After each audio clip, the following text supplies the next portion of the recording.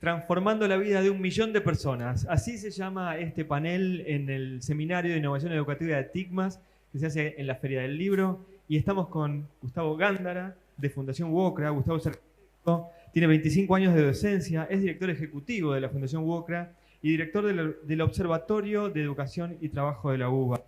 Y estamos también con Pilar Sanabria, de Ingenia Fundación, es fundadora de Ingenia, una organización sin fines de lucro cuyo objetivo es diseñar, formular, implementar, ejecutar y evaluar programas, proyectos y o eventos de educación, desarrollo empresarial, emprendimiento, innovación y tecnología, así como actividades de apoyo al mejoramiento de la calidad de la educación a entidades de educación formal, superior, educación para el trabajo y desarrollo humano. Pavada de objetivo el que propone Ingenia Fundación. Además, Pilar tiene una web dirigida a emprendedores y escribe también columnas habitualmente en el diario. Y mientras hablábamos, de fondo se veía un video que muestra un poco las acciones que hacen. Les quiero agradecer a los dos que hayan venido. Muchísimas gracias por de participar en este seminario de innovación educativa. Lo primero para preguntarles es, en todo caso, así como dije, ese objetivo tan grande que tiene Ingenia, ¿cuál es para ustedes el lugar que viene a ocupar Fundación WOCRA, Ingenia Fundación, ese espacio en el que ustedes dicen, acá nos gusta trabajar? Bueno, gracias Patricio. Bueno, nosotros fundamentalmente trabajamos en la relación entre la educación y el trabajo. Obviamente no concebimos ningún proceso educativo que no persiga el objetivo de que el conjunto de trabajadores, independientemente de sus relaciones laborales, desarrollen las capacidades pertinentes para poder insertarse al mercado de trabajo. Nuestro mundo, quiero dar 2 datos o 3 datos. Nuestro mundo en la Argentina es un mundo que es más de 1 millón de personas. En la Argentina tenemos 6.700.000 trabajadores que están en la informalidad estructural, le decimos nosotros, una categoría que es aquel trabajador que trabaja en condiciones precarias, o sea, vive de su trabajo, pero no está en blanco, para decirlo así. Y después tenemos otros casi 5 millones de trabajadores que están en la informalidad absoluta, o sea que en total tenemos 10 millones de trabajadores y trabajadoras que están en la PEA, en la población económicamente activa, mayores de 18 años, que básicamente tienen varios problemas, pero 3 brechas en concreto. 7 de cada 10 de estos 10 millones de trabajadores no tienen una calificación reconocida por el mercado de trabajo. ¿Qué quiere decir? Cuando le preguntamos qué saben hacer, lo que saben hacer no es reconocida por las empresas. La segunda brecha, que 8 de cada 10 no tienen la terminalidad de sus estudios formales y todos los años se agregan unos cuantos más. Ya sabemos que de cada 100 alumnos que empiezan el primer grado solo terminan en tiempo y forma 20, perdón. O todos los años se agregan 80 alumnos nuevos que no terminaron sus estudios formales. Y obviamente no hay ninguna posibilidad de un desarrollo productivo nacional, no hay la posibilidad de pensar un cambio tecnológico, no hay ninguna posibilidad de generar un desarrollo cuando tenemos tamaña población que tiene estas 2 brechas y se le suma una tercera brecha, que es la brecha tecnológica. Tanto por acceso, porque no tienen acceso económico para tener la posibilidad de integrarse a la red, y aparte hay una cuestión de brecha de capacidades en términos tecnológicos.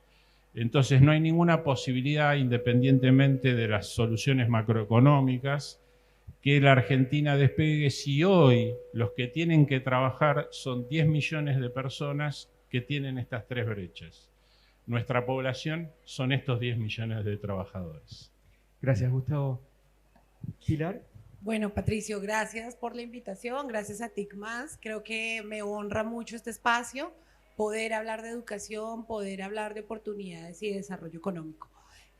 Ingenia Fundación, pues ahora que tú nos contabas y les contabas un poco qué era, pero lo puedo resumir en que la misión de Ingenia es erradicar la pobreza a través de la educación financiera inclusiva, y esto es lograr que las personas realmente aprendan a manejar el dinero de manera adecuada.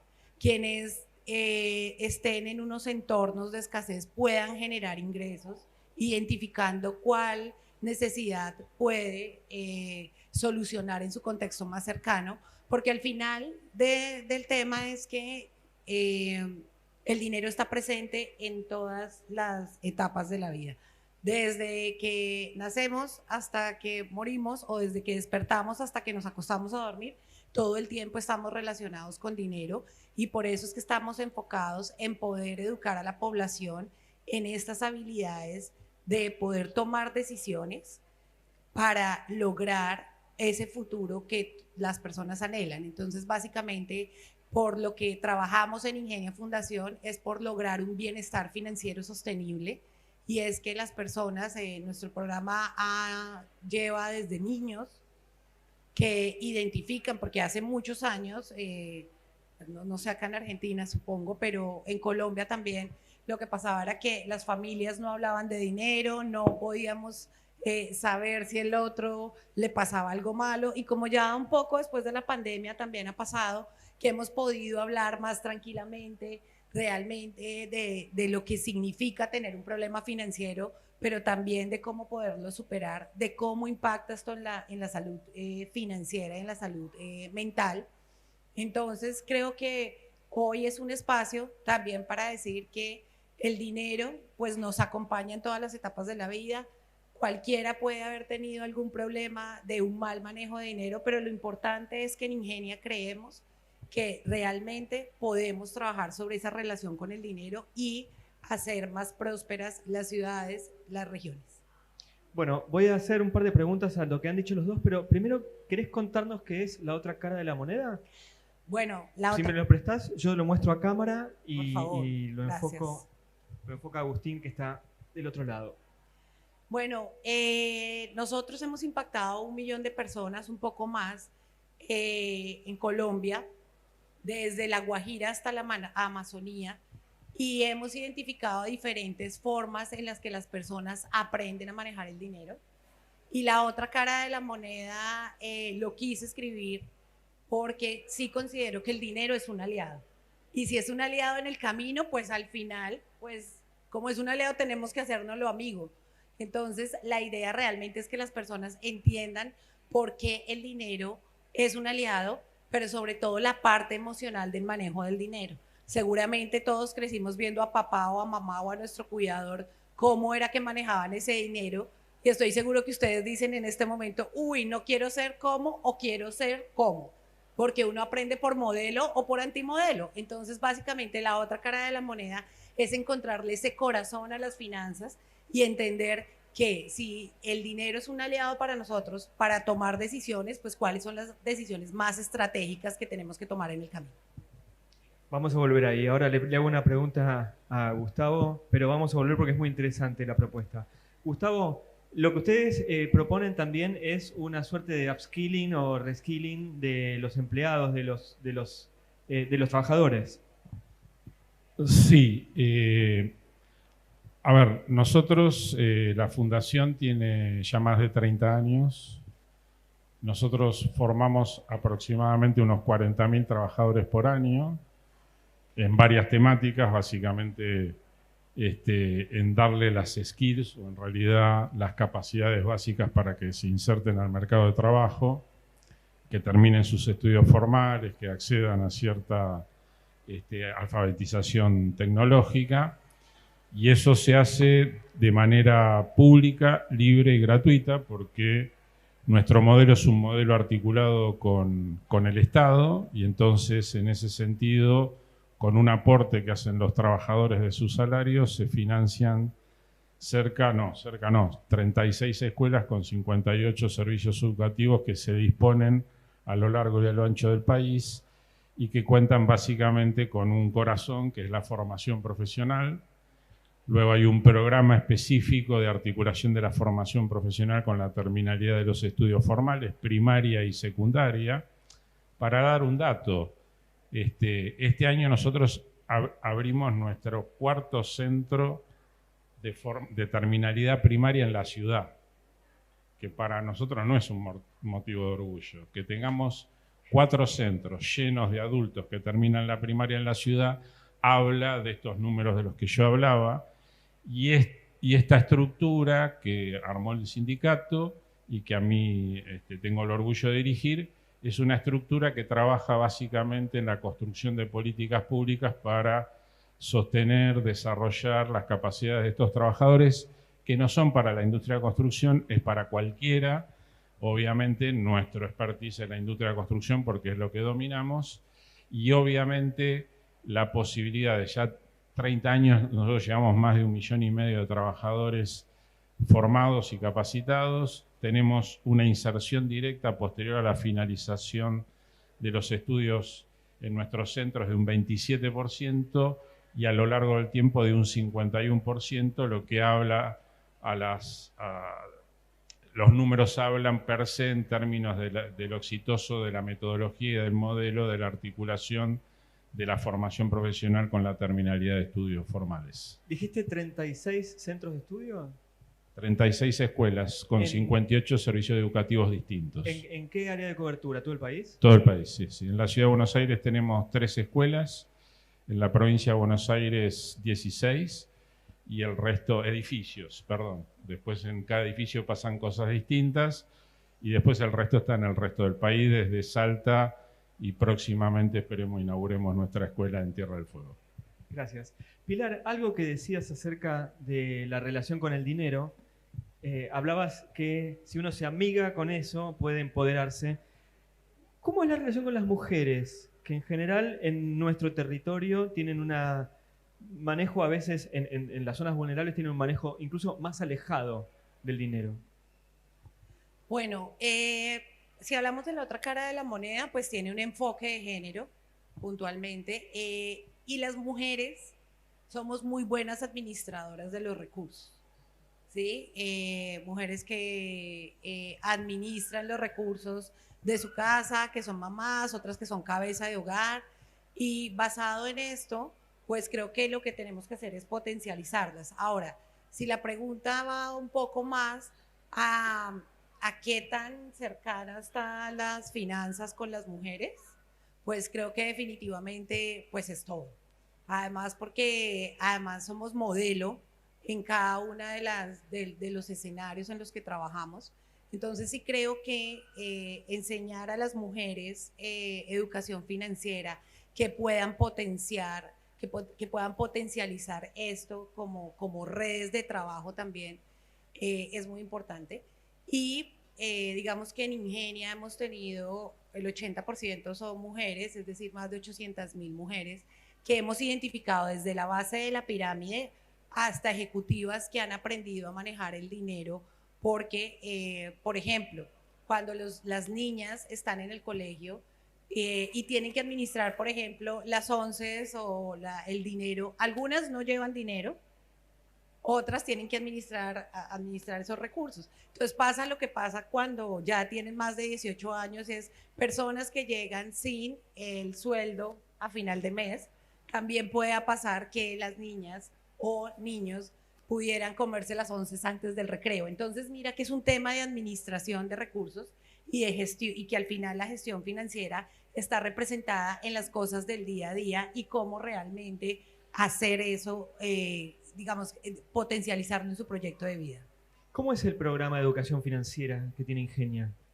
Bueno, el programa va en diferentes etapas de la vida. Tenemos para niños, jóvenes entre 12 a 18 años, normalmente de colegios y entrando a sus primeros años en universidad. Tenemos otro para mujeres entre 20 a 35 años y tenemos para adulto mayor también. Creo que el adulto mayor es una etapa de la vida que es maravillosa, que está llena de experiencia, de sabiduría. Entonces también tenemos adultos mayores aprendiendo educación financiera, pero también contando desde la sabiduría cuál fue ese camino que tomaron y qué errores cometieron o no. Entonces, digamos que lo tenemos en estas 3 etapas de la vida. Gracias, Gustavo. Y ustedes tienen también distintas edades en el trabajo. Digo, trabajar con adultos no es lo mismo con un adulto que salió del sistema hace poquito, es un chico de 20 y pico, o trabajar con alguien de 60. ¿Cómo se acompaña a cada una de esas etapas?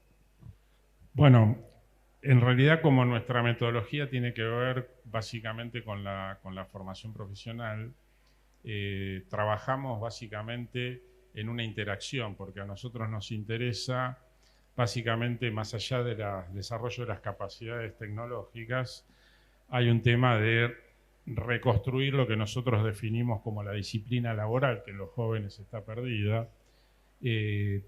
Técnicamente para algunos hablarán de capacidades blandas o soft skills, pero básicamente es la disciplina laboral, el saber que uno tiene que cumplir un horario, que tiene un jefe, que tiene que leer una orden, que tiene que ejecutar un proceso, y eso se beneficia cuando hay un intercambio de géneros y de edades dentro del aula. Para nosotros el modelo es sumamente exitoso cuando esa sinergia entre adultos sucede, básicamente porque hay historias de vida que se entrelazan y a nosotros siempre nos dicen, bueno, che, es fácil manejar 36 escuelas o 58 servicios educativos tan diferenciados. No, porque tenemos cero problema de relacionamiento entre los alumnos y la institución educativa, porque básicamente ahí hay un autocontrol de quienes participan de la acción formativa y sobre todo porque a ninguna de nuestras escuelas viene alguien traído por, sino que son los mismos adultos los que eligen venir. Con lo cual la concepción de cara a un proceso educativo es muy distinto, básicamente del alumno más adolescente que todavía está buscando su horizonte y obviamente en su desarrollo madurativo puede tener una visión distinta de lo que es la entidad educativa. Aquí todos vienen porque tienen una demanda, un problema concreto y creen que a partir de un proceso formativo de estas características lo podemos ayudar a solucionarlo. Así que básicamente lo mismo nos pasó cuando se incentivó la incorporación de la mujer a la industria. No es que hay cursos para mujeres o hay cursos para adolescentes o hay acciones para adultos de tal edad, sino todos juntos en una misma aula, con una misma metodología, permite construir historias de vida entre el desarrollo y el intercambio de cada uno de sus alumnos en el aula. Vos decías que tienen una cobertura de 40.000 estudiantes por año, en 36 escuelas hay más de 1.000 en promedio, hay más de 1.000 estudiantes por escuela, lo cual es un movimiento de gente muy grande. ¿Cuántos docentes tienen? Y nosotros, el último dato que teníamos 850 docentes permanentes durante el año escolar y más o menos unos casi 200 trabajadores personal directivo de las instituciones. Y después, obviamente, el personal de apoyo, limpieza, seguridad, áreas tecnológicas. Bueno, eso tiene que ver con la estructuración de cada servicio educativo, que obviamente sigue las regulaciones de cada una de las jurisdicciones educativas. ¿Y cómo es el programa? ¿Se trabaja con cursos cortos o tienen un programa anual? Toda nuestra oferta formativa son itinerarios de formación profesional por familias ocupacionales, un poquito técnico, pero básicamente todos esos módulos permite que el alumno entre y salga, y en cada entrada y salida va obteniendo una certificación, y esa certificación queda en su historia educativa, posteriormente en su historia laboral. Obviamente son acciones que van de 80 horas a 320 y hasta 1050, depende del tipo de itinerario, profesión, etc. Pero bueno, por cuatrimestre, nosotros en términos generales renovamos la cantidad de alumnos 2 veces por año y obviamente hay alumnos que están 1 año y medio o 2 dentro de la escuela porque van desarrollando cada vez más módulos y por ende se van acercando a la certificación de la familia profesional. Pilar, en el caso de ustedes, ¿cuánto duran los cursos? ¿Qué alcance tienen? Sí, te voy a contar más bien del alcance tenemos unas líneas que son educación financiera, que es digamos, la general, Pero la educación financiera es emprendimiento, la educación financiera es empleabilidad, la educación financiera son todas las habilidades para la vida. Y esto que desarrollamos durante todas las etapas, más que el tiempo de duración, realmente es lo que logra. Logra motivar a las personas, logra generar una idea de negocio, logra generar un emprendimiento, logra generar un impacto en la economía de las regiones. Aquí los emprendimientos son de todo tipo, educativos, culturales, del agro. Desarrollamos mucho el tema del agro. En Colombia nuestra población rural es del 59%. Donde todas estas poblaciones logran identificar una idea y la pueden aterrizar. Entonces, al final lo que logramos en los programas, que hay de diferentes intensidades de acuerdo también a los currículos y además, es que la gente logre entender que sí puede hacer las cosas, que sí se puede superar la pobreza, que realmente vivir en abundancia también es un tema mental, y que este es el poder transformador de la educación, que logren superar esa brecha y que siempre puedan maximizar sus recursos. Esta es para los dos. Hubo un curso, hubo un programa, un seguimiento, el estudiante termina. ¿Qué seguimiento hacen después? En el caso de Ingenia, digo, vos estás tratando de cambiar un mindset, estás tratando de cambiar una mente. ¿Cómo los acompañan después de que hayan pasado por la fundación o Ingenia? Bueno, básicamente nosotros tenemos un departamento especializado en la evaluación de impacto, ¿sí? Que trae un tema muy importante y es el cambio comportamental de la educación financiera. Es decir, el concepto, que ellos sepan qué es ahorrar o qué es una cuenta, es un primer paso, pero realmente lo importante es que las personas logren manejar su comportamiento hacia un cambio próspero. ¿Y esto qué quiere decir? Que tenemos unos indicadores de evaluación donde vemos cómo logran realmente cambiar su comportamiento, entender cuál es el propósito de tener una cuenta de ahorros, un emprendimiento, cualquier actividad que tenga que ver con dinero. Y esto pues lo hemos evaluado en todas las etapas de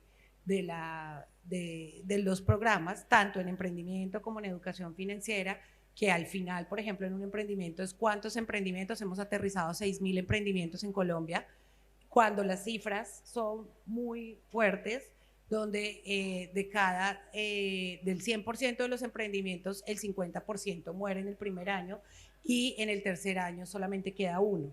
Entonces, eso es lo que hacemos, reconstruir este tejido social y también ver cuáles son las etapas del emprendimiento, que pues al final es ese valle de la muerte, cómo lo cruzamos y si fracasamos, pues cómo volvemos a empezar. Entonces, básicamente que esa medición es en función de ensayo-error para el emprendedor, en función de la educación financiera, de cómo pueden generar un ingreso, cómo se puede invertir, pero sobre todo esa capacidad de poder identificar un negocio y reinvertir hasta que se genere un dinero que tenga un propósito para la vida. No importa si es en artes, no importa si es en cultura, no importa si el emprendimiento es gastronómico, tenemos otra línea verde sostenible, ¿sí? Que realmente hace que las regiones generen prosperidad. También estamos con todos los entes, pues de más de 1.200 colegios en el país, que nos hayan ayudado a construir esa red. Gracias. Bueno, nosotros hacemos el seguimiento bajo dos estándares. El primero tiene que ver con aquel trabajador. Nosotros emitimos de cada acción, obviamente, una certificación que es oficial, que se emite a través de la jurisdicción educativa, como cualquier oferta educativa, y emitimos una segunda certificación que es sectorial. Y si el trabajador se incorpora a la industria, recibe una tarjeta inteligente que tiene un chip magnético que está su historia educativa y su historia laboral. Se construye su historia laboral y educativa y eso queda, junto con la formación con la que accedió, queda en esa tarjeta. Al momento de ir a buscar un puesto de trabajo, la empresa le da el alta a través de un postnet y obviamente salta la información y nosotros a través del sistema vamos haciendo un seguimiento porque nosotros somos dueños de esa base de datos y por ende podemos intercambiar con esa persona y ver cuál ha sido su historia laboral y su historia educativa luego de haber estado con nosotros. Eso nos permite básicamente tener una de estos entre 35 y 40.000 alumnos por año, tenemos un seguimiento del 20% todos los años, que es básicamente la muestra que podemos hacer, y obviamente eso nos va dando información para poder ir mejorando los procesos.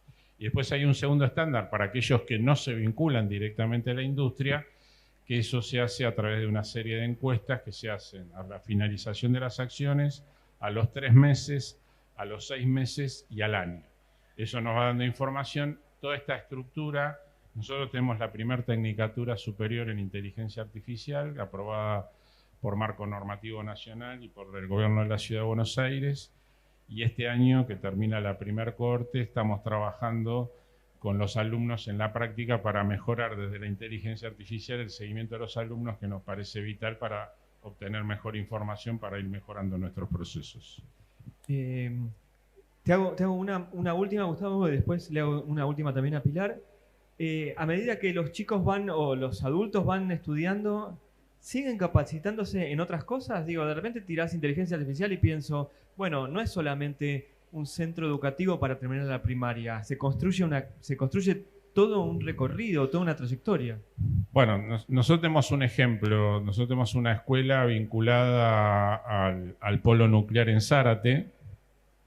Allí teníamos un alumno que no había terminado la secundaria, terminó la secundaria, terminó su itinerario de formación en montaje industrial, que es una familia ocupacional de nuestra industria, básicamente los temas de soldadura, etcétera. Obviamente, cuando termina la secundaria y termina su itinerario de formación, desarrolla una tecnicatura superior y hoy es un dueño de una pequeña empresa que hace mantenimiento en la central nuclear, y por supuesto para nosotros es un ejemplo de lo que queremos mostrar. De esto hay múltiples ejemplos de trabajadores que terminan su secundaria, aprenden un oficio, se insertan laboralmente, y muchos optan por una carrera superior porque son carreras superiores que están articuladas con nuestra industria, básicamente. Bueno, yo no quería ponerte en el compromiso de ponerle cara a un ejemplo, pero es perfecto lo que acabas de contar. Y puedo ponerte el compromiso a vos. ¿Tenés algún ejemplo que quieras contarnos de alguien que viste cómo creció y cómo cambió? Sí, realmente tenemos varios. Es dura, esa pregunta es la más dura de todas. Pero vamos a hablar de una finca en Cauca, en la Ceja Cauca, una de las regiones, digamos, más complejas en Colombia, muy rica en recursos naturales, pero quizás un poco alejada de las oportunidades. Pero esta era una familia que tenía una finca cafetera, café, y los estudiantes del programa, pues en su tarea del programa de educación financiera era poder identificar una idea de negocio en su contexto más cercano. Y los niños primero querían sembrar café, entonces les dijimos, bueno, no pueden sembrar café porque esto ya lo hacen, o cómo pueden ayudar a sus papás a innovar, porque al final la innovación no es inventarse nada nuevo, sino realmente poder revisar cómo podemos hacer estos procesos de mejor manera. Los niños terminaron identificando que en la finca cafetera habían unos árboles de naranja y que esa naranja se estaba dañando. Entonces comenzaron a procesar todo el tema de la naranja y terminaron haciendo un vino cejeño, es la Ceja en Cauca, y básicamente involucraron a su familia. Entonces ya esta familia tenía 2 entradas o 2 ingresos, uno del café y otro del vino cejeño. Ya después por ahí me llamó el rector del colegio y es, bueno, están vendiendo vino en el colegio. Y yo, bueno, en medio del marco pedagógico y didáctico, pues vamos a revisar. Pero entonces lo que hicieron fue una alianza con un supermercado del pueblo, y pues los niños vendían este vino en compañía de sus padres. Después les mostraré, lástima que no podemos mostrar el video porque no lo traje, cómo los papás ayudaban a recoger las naranjas, a subirse al palo de naranja, y al final esto es una construcción de tejido social que no solamente impacta al niño, también su familia y también la economía local. Ese por un lado. Y el segundo, de una mujer, y básicamente lo que tenía es un emprendimiento de cómo recoger basuras en Santa Marta, y lo que hicimos fue potencializar todo esto con un business plan, poder realmente acercarla a cuáles eran esos compradores de su idea de negocio, porque pues digamos no todos pueden lograr acercarse realmente, hacer un networking. Entonces como todas esas capacidades con esta persona, y finalmente ha sido una de las campañas más grandes de cómo limpiar las playas, cómo cuidar el medio ambiente, y pues se volvió también sostenible en el tiempo. Entonces al final, Patricio, y para todos los que están aquí, es cómo el dinero, el emprendimiento y realmente ese propósito de vida se suman en un solo camino para hacer que las cosas pasen, independientemente de la edad, también independientemente de donde crecimos, que muchos han podido crecer desde la carencia, pero identificar la prosperidad como una oportunidad para lograr que las cosas sean posibles. Gustavo, Pilar, muchas gracias por haber estado en el auditorio de TICMAS. Antes de cerrar la charla, invito a todos a que se queden al último panel, que se llama Conectando Visionarios y Promoviendo el Crecimiento de Emprendedores. Va a estar Denise Abulafia, Andrea Boto Bernales y Tiago Paiva, que estuvo un ratito hablando aquí también. Ahora sí, a los dos, muchas gracias. Ha sido un placer conocerlos y escucharlos. Este aplauso es para ustedes.